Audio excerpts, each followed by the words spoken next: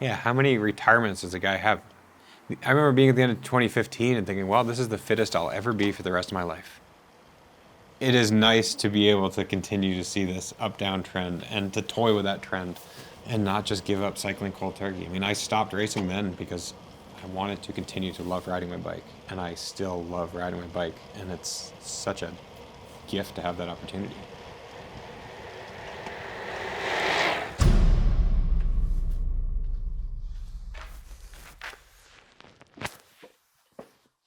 I'm back.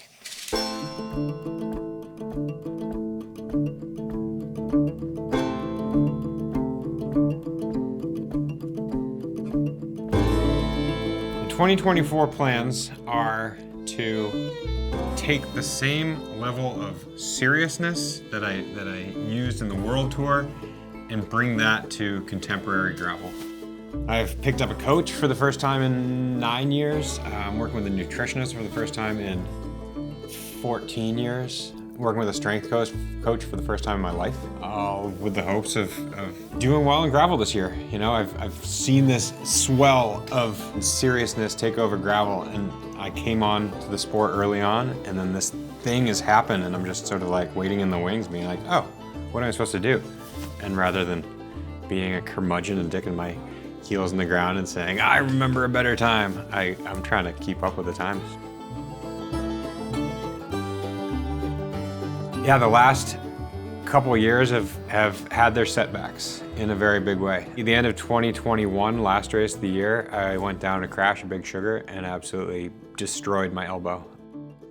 I think typically, my understanding is typically if you break the olecranon, which is your elbow bone, you'll snap off a little piece and then you can have it either heal by itself or have a little bit of, pin stuck in it and put back together that way.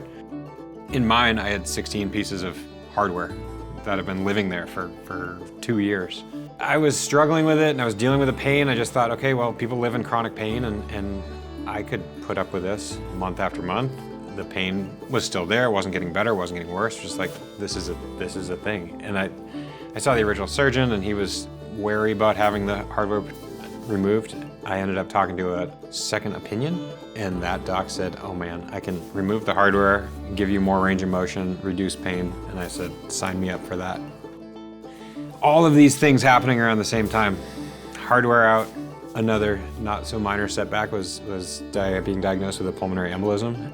And so I feel like I took the better part of 2023 just figuring out what it's like to live with this event, having had a pulmonary embolism, because it's not something you take lightly. So I've traveled the country speaking with a couple specialists, and I feel in very good hands and safe and excited to be racing again. The challenges of riding here are considerable, especially given what it takes to be competitive in 150, 200 mile races. You know, I mean, like, you can't fake that massive endurance base that you need. I'm trying to rebuild from not doing it at the level that I know I'm capable of. In working with the coach, it's huge hours. I mean, especially when it's cold and freezing and snowy and just in every way not the climate that you would affiliate with logging massive hours. There are plenty of days I go out for a 2, 3, 4 hour ride. I'm like, I guarantee I'm the only person riding in Vermont today. This is a different kind of work.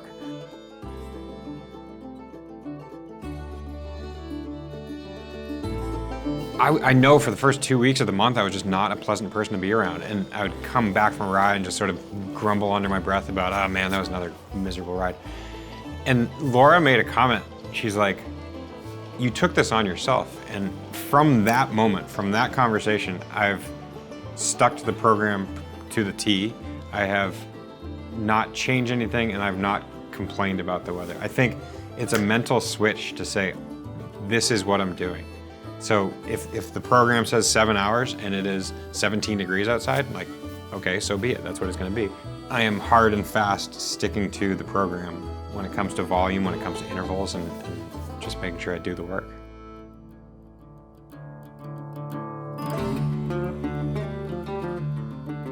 This winter has been interesting. It has been a complete mix of everything. It's been warm, it has been frigid, it has been snowy, it has been bone dry.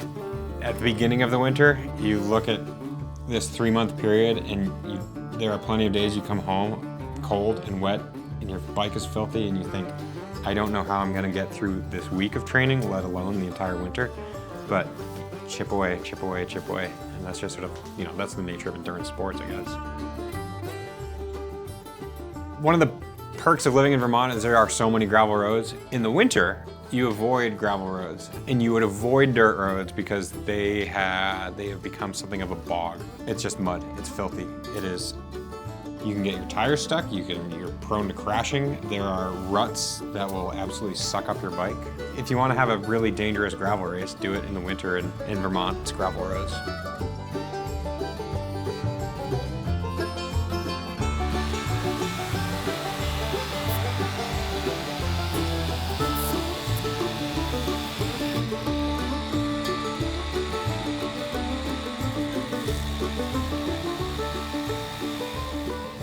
Aiming for 6 hours, largely an endurance ride, a couple of sprints scattered throughout the ride. Going to the flatlands, we're gonna go sort of southwest, the banana belt of Vermont, where it's a little bit warmer. Sunnier, bright bluebird, bright sunshiny day, so hard to beat this in early February.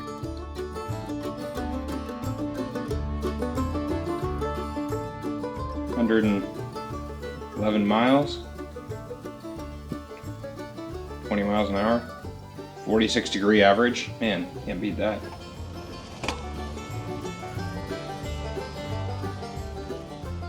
A massive goal for the year is to do really well at Unbound. I've won the race twice. The first time I won it was 8 years ago.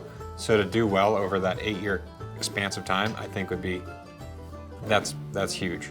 Recognizing that the level of competition is through the roof, that the way the race is raced is completely different. I mean, I used to talk about the first hour of racing as the most boring hour of gravel racing that exists because no one wants to show their cards. Now, the amount of horsepower, it's like it's racing from the gun.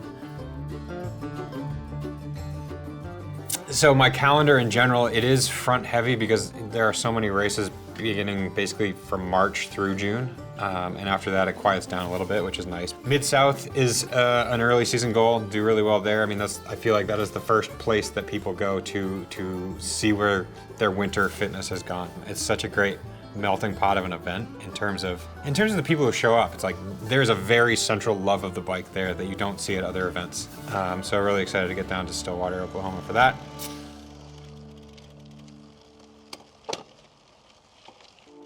I mean, I remember when I first posed it to social media, I said, hey, this is this thing that I'm gonna be doing. I heard from a lot of my contemporaries. I think they appreciate the peacefulness of it, the throwback in time that I'm allowing myself to do and that I'm allowed to do. I mean, another huge reason that I'm doing this is I feel like I'm doing a disservice to this position I'm in unless I embrace the support of the industry that I have and the ability to go to events and throw myself at the sport. You know, there are a lot of people who would give their left leg for this kind of opportunity. So, you know, I still love riding, I love competing, I love the process. I think I like the process more than anything. So, like, the midst of what I'm in right now, it doesn't make sense to complain about the weather and complain about the wind being bad. It's like, this is it. This is why I'm in it. This is fun. I had a great conversation with a sponsor just yesterday about what does one deliver? And this is somebody who oversees world tour teams as much as they see individuals, as much as they see small teams. And results are gonna go like this for every team. A team might do well one year, and might do poorly the next year. And it's the whole storytelling piece, right? I mean, like, if I come away with this not having told an interesting story, that is where I've somehow failed. I think I'll come out of this winter with a tremendous appreciation for the time I used to have. I mean, I raced as a professional road cyclist, as a single guy with no kids, and now the juggle is very real. It presents its challenges, but it's really fun to have the kids at home and have the support from Laura at home. And instead of going out, hey, Dad's going for a bike ride, Laura says, Dad's going to work today. I'm just like in such a privileged position to be doing this. I'm lucky.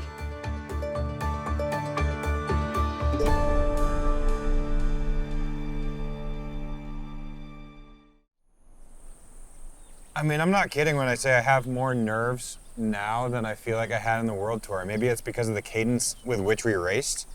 In a world tour, you race 60, 70 days a year, and so a race is just another race, and certainly there's bigger ones and smaller ones, but now I'm at this period of my life where I'm racing a half dozen times a year, and so every race has that much more prominence and importance, and a result matters, even if that pressure is self-imposed.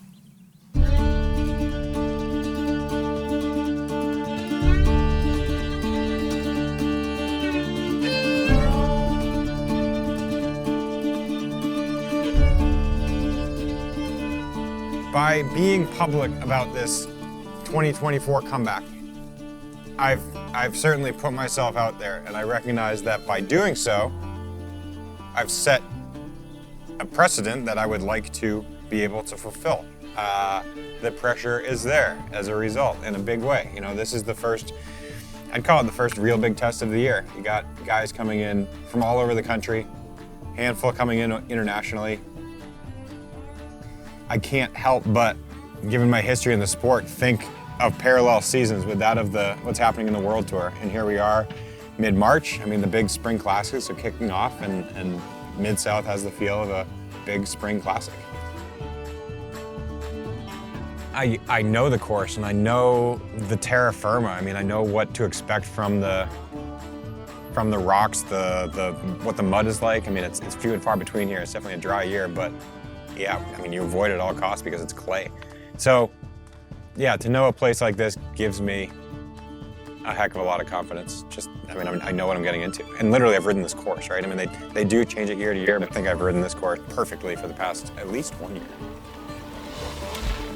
The whole year is one of process. I think cyclists really embrace the training process. So going through the motions and knowing that I've done the base miles and I've done the introduction to intensity and more intensity. And the success is getting through tomorrow safely. And I look at the power numbers I was producing last week and the heart rate data that I haven't seen those levels in years, to be honest. So to come out of it healthy and with, to have raced well, to have raced smart, I think that's a metric of success I'm shooting for. Everything I've done since last October, I know has put me in the right position to be on the start line tomorrow. I mean, it gives me tremendous confidence to know that I'm ready. I mean, this is bringing me back up to speed, right? I mean, in another way, as much as I've been riding for the past 9 years, completely unstructured, it takes a lot to make yourself suffer. And so outside of going to races, I would largely JRA. I mean, my training was just riding along. Whereas now, I'm catching back up to the field, and hopefully I'm right there in the mix. I mean, I think if everything went great, I'm on the podium. Been on the podium before, it's been a while now, but this is a race that I know and know well, and really think I could do well here.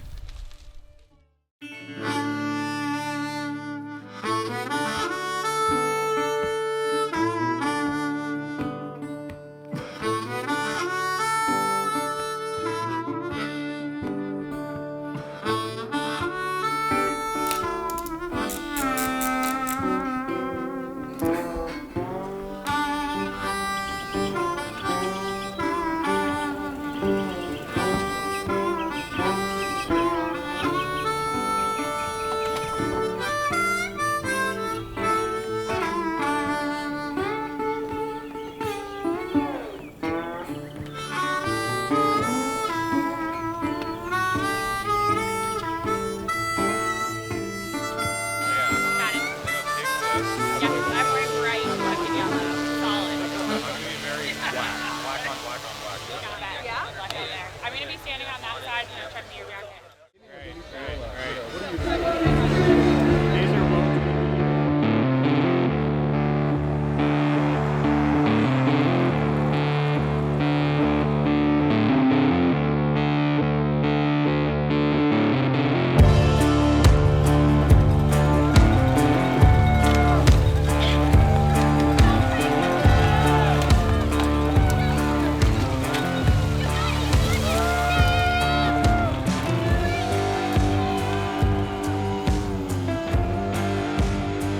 Dusty, supremely fast. This race is typically really cold in the morning and really windy throughout the day. And I think the lack of wind is a big reason why there was such a big lead group throughout the day. There was never any sort of breakaway, that's fairly typical. But basically what would happen is you'd go through any sort of technical section and be a front group of 6, 8, 10, 12, and then be a chase group of 10 or 20.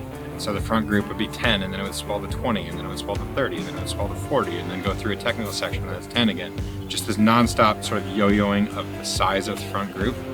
I guess as expected, we went into the final single track section. It was a drag race into that section. Nico Roche was on the front. He was probably 2 seconds ahead, and then this group of maybe 15 of us sprinting into it. I mean, overall, I'm content with the day. I'm not happy and I'm not upset by it. You know, I can see what I'm lacking, right? I don't have pop late in the race, and honestly, I mean, that's something that I've always struggled with. So when those attacks are going later in the race, I'm not the one instigating them. I'm not able to instigate. I can follow, and that's fine. But I want to get to the point that I have, you know, high-end speed late into the race, because that's what separates winners from also rams, I suppose. I'm happy enough. It was a great early season test. Could be better, could be worse. I mean, again, what's so fascinating about this gravel season, it is so short. You check off one race and you're already 15% through the season. So yeah, I recognize that all these races are going to come fast, and I want to be doing well. Yeah, for sure. It's important to show up at these big races and see where you stack up against top level national and international competition. I mean, the closer you get to Unbound, and then of course Unbound itself, there are so many people from so many nations. I think that's what this race shows. There were plenty of times we'd be in a group of 30 and I looked around and I'm like, legitimately any one of the 30 people in this group could win this race. You know, the level of competition is that high that there's so much horsepower and so much ability. Just try to keep these young kids honest.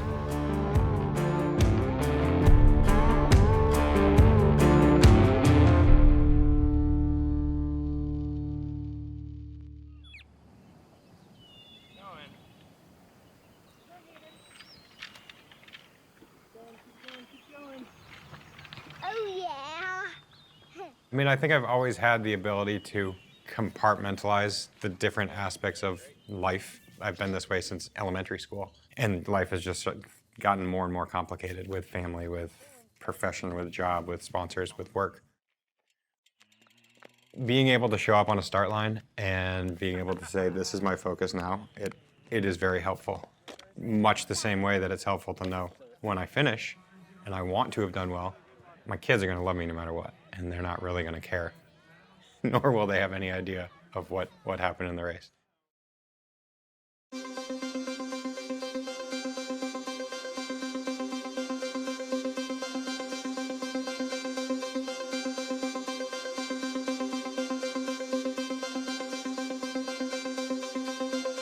At the end of the day, there's going to be one victor, right? The person on the top step of the podium is the happiest, and everybody else is varying levels of content or discontent.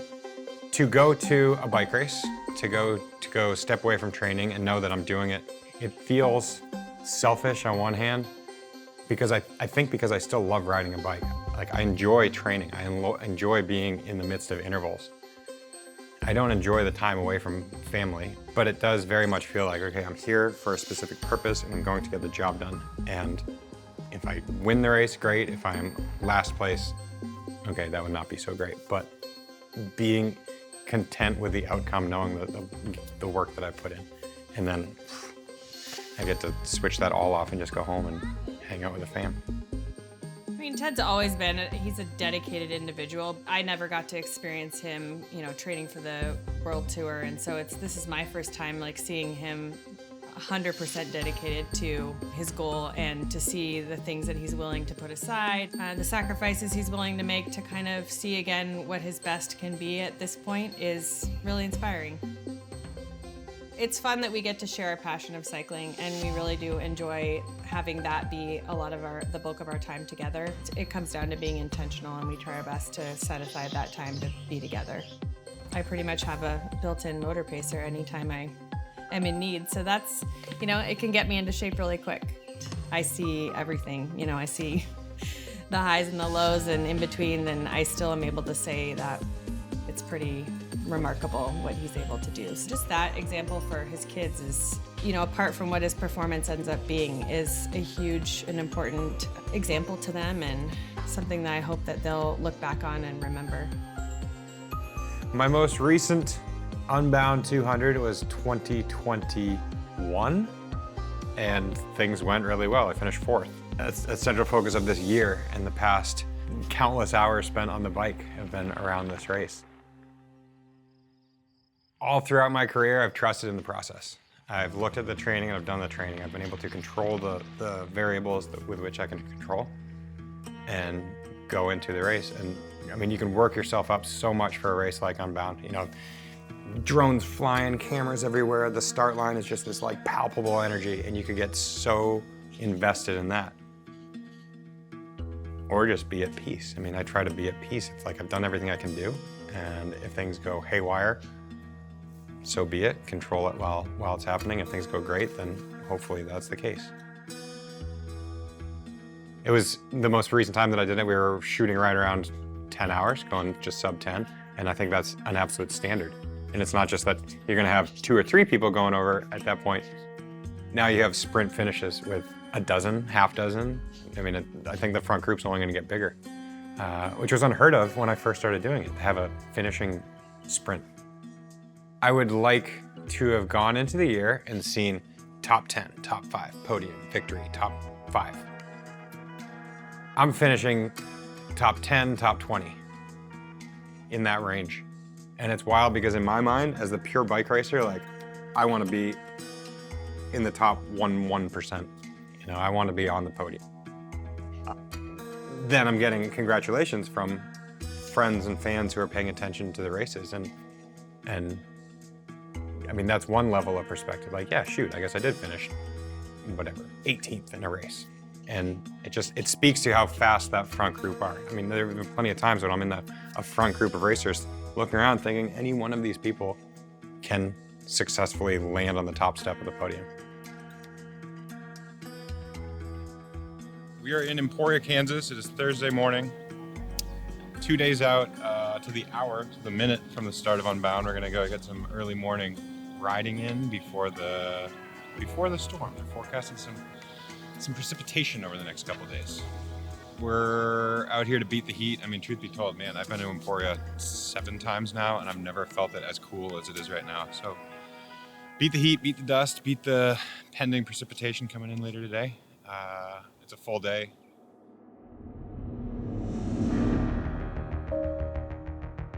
It's like all peaceful right now. And I know the beginning of the course, I know the middle of the course, I know the end of the course, I know all of it. It's funny from the perspective of feeling really good right now. And then knowing that you'll be in a world of hurt in 8 hours and how well you're going then.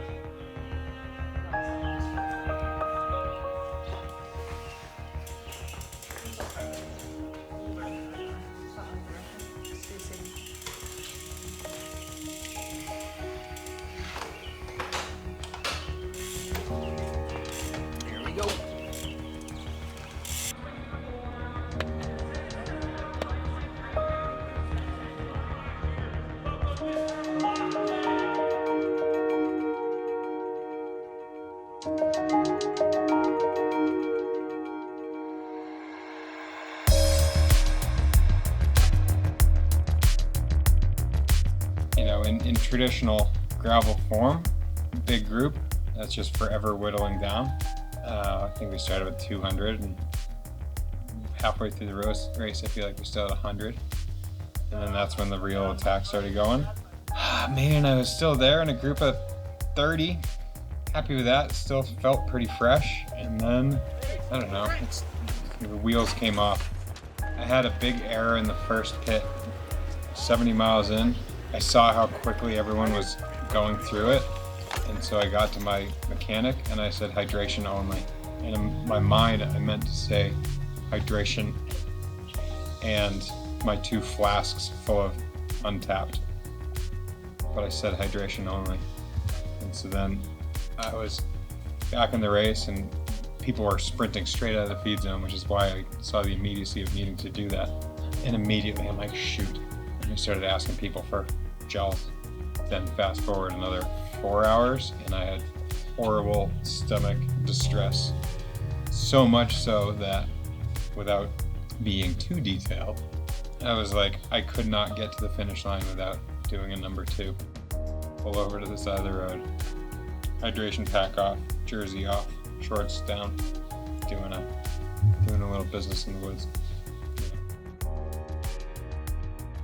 So much horsepower, so much speed. I mean, that was sort of the joke in the Peloton for the first hour, 2 hours, 3 hours. What the heck is happening? This is ridiculous. My time in whatever I got, 34th, something like that, is nearly on pace for the fastest ever time. I used to say, until very recently, everybody's going to have good moments and bad moments, even the person who wins. I don't know if that's the case anymore. I think we've accustomed ourselves to these hyper long distances. So there's a good chance that Lachlan felt good the whole day. He's gotten used to racing for 9 hours. The physiological effort is massive.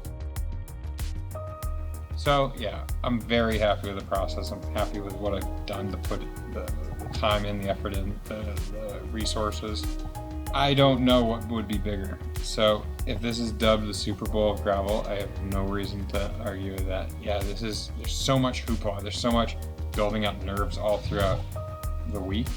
But then as soon as you start pedaling, it's like, all right, things are good.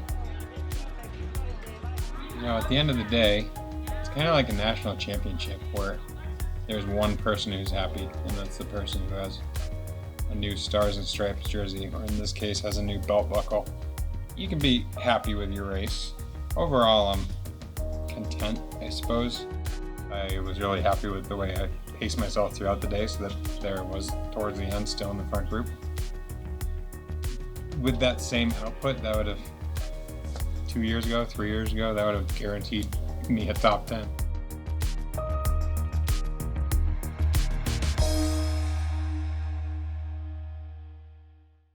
Someone said I finished 34th. Not good, not atrocious. It feels like a road race, so this feels like going back in time. I haven't done a European road race since 2015. What's old is new again.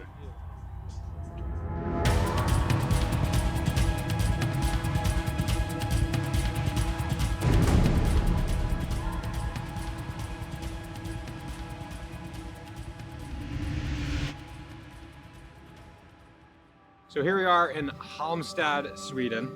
It is mid-August. Typically I'd be back in the States racing at something like Steamboat.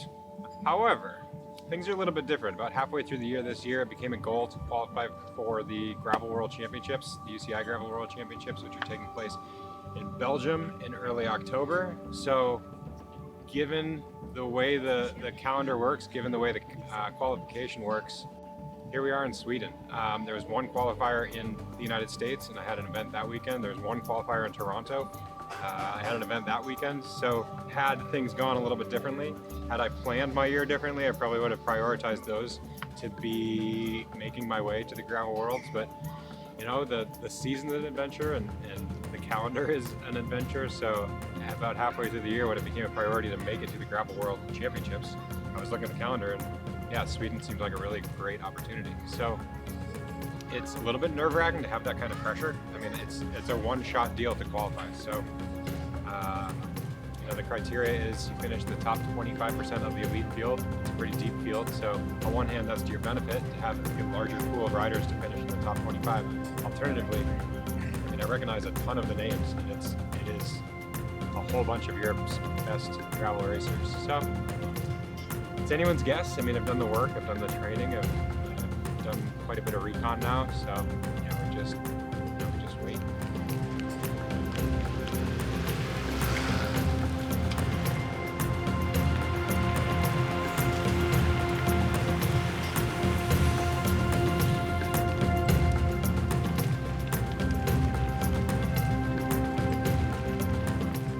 My race came apart when we were going from a big wide gravel road into single track. There was a crash there.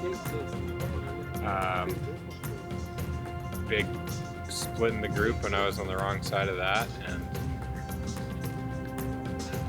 played chase as best I could, but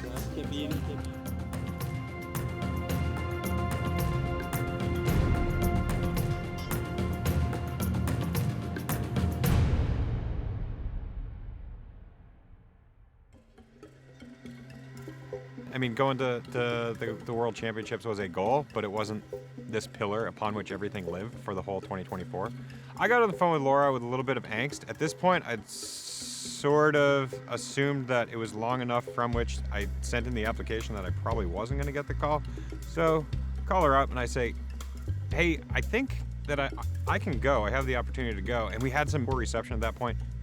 She calls me back probably 1 minute later, having just checked her email, and she also got in. She very much adamantly said, this has been a goal, you have to go no matter what. And then when she called me back, she's like, oh, I also got that message that I can go. And yeah, it looks like we're gonna go back to Europe. I definitely did not have Gravel Worlds on my radar at the beginning of this year, and I'm surprised to say that it became on my radar and that I brought such excitement to and a goal kind of to go after. And there were a lot of logistics that needed to be figured out that we just decided, okay, well, we're in, now we figure out the details. And from square one of figuring out our childcare, figuring out travel and getting there and finding somewhere to do our shakeout ride immediately off the flight, just everything seemed to be seamless. My mom came in a really big way and swooped in and stayed here at our house and watched the kids, and that was just an enormous sense of relief, so that we could go back to Europe and solely focus on the race as a couple, not think about parenting, not think about the other adventures of being a family on the road.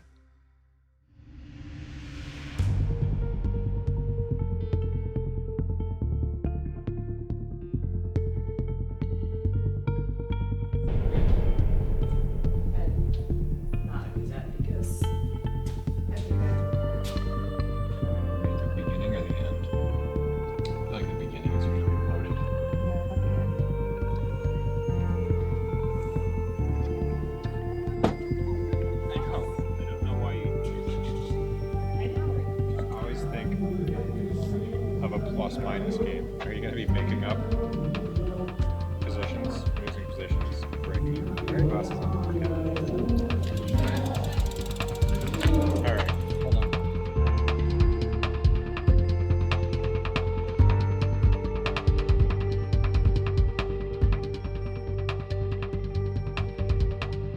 All right, we're en route from the start to feed zone number 4. That's about 43 miles into the race. So yeah, smooth sailing so far. Plus, we've had many coffees. This is the role of the staff member.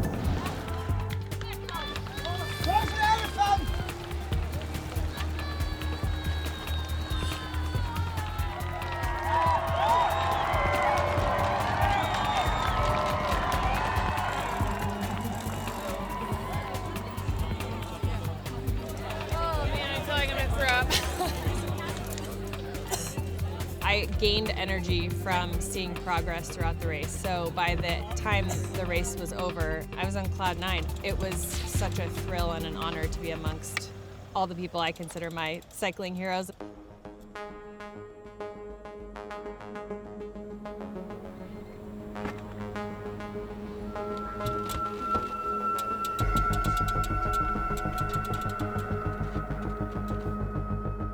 Disadvantage of not having a team bus like in my former life is the porta potties are your go-to bathroom. If yesterday is any indication, there is no toilet paper in the bathroom. I expect a little bit of everything.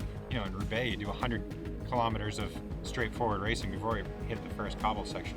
This is a sector at 300 meters in, 200 meters in, so it's almost like just immediately into the scrum. It's really hard for anyone to say exactly what it's going to be like. I mean, that's gravel. It's like you're going to say, shoot, I have the wrong tires at some point. I have the wrong bike at some point. You're gonna want to be on a road bike. You're gonna be prefer to be on a mountain bike at some point, but sort of run what you brung and enjoy what you got.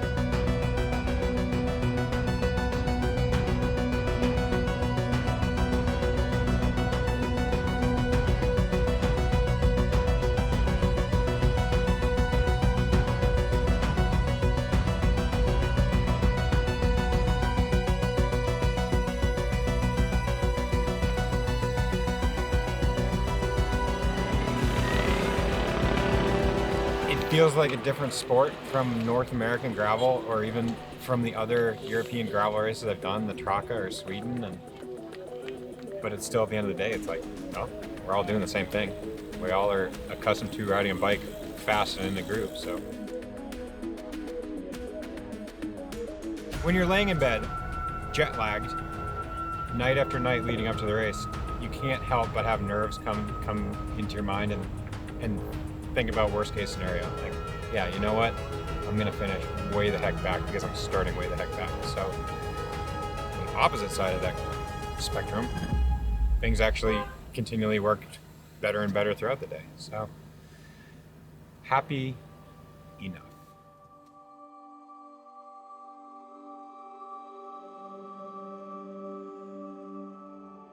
Laura asked me not too long afterwards, did I really appreciate being back in the throngs to ride through a town square where there are 25,000 people? It is special, and it is something that I've missed without even knowing it. Gravel is what you make of it wherever you are. You know, it's a little bit complex, it's a little bit interesting course. Ideally, you throw a little dirt on the course, but I mean, you can make gravel courses anywhere. The first thing I thought when I crossed the finish line is, how do I get this opportunity again? I think also I had a baby 2 years ago, so just in the span of 2 years, it's great to feel the progress of feeling good fitness again, and I think that helps elevate an experience too. The year was very much process-based. There are results that live in my mind that I didn't put terribly publicly because I feel like you kind of set yourself up for disaster if they don't go well. You know, there's also the realistic factor. Like if I say, okay, I want to finish top 25 in Unbound, that doesn't sound very impressive. I mean, I'm still a racer, right? I want to not only be on the podium in Unbound, I want to win that race. And I went there with that intention. And every other race that I enter, it's complicated being a 41-year-old father of two, but I love racing. I love the process. I love getting fit. I love getting up in January and getting after it. I feel like outside of Keegan, everybody wants to be finishing higher. So I'm really happy with it. I've had such a good time this year doing it. I also don't want to purely publicize that it's been this great year and everything has gone great. I'm still incredibly driven. Like if anything, this year has taught me that I want to do this again.